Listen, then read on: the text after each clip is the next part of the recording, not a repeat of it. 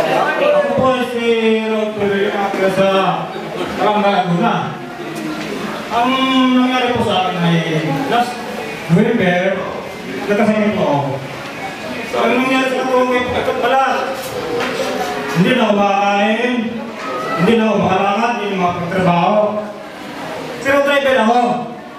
Ang nangyari nga, sa sakit na yun, nasira ang katawan ko. Nung mga buwan na yun, napaya-check ako sa doktor. Ang nangyari, maraming ginawa ng proseso ang doktor sa akin. Simula sa sire hanggang pataas. Tapos, nilisitahan ako ng kasangkaterbang gamot. 7 klase. Pero mo inumin ko yung maga. Hindi ka pa nakakain ng almusal. Ilan ba ng 7 klaseng gamot? Kano kaya yun? Pero, tinis ko yun. Mga 2 buwan ako nag-test. Ay, marami na po sa akin ng kaibigan ko. Pero tingnan ako kung ako'y gumaling na. Eh, naman pumunta ako sa aking kaibigan ko na, okay, Brad, butok talag ka na eh. Ano ba ininom ng gamot? Ako yung resita ng doktor.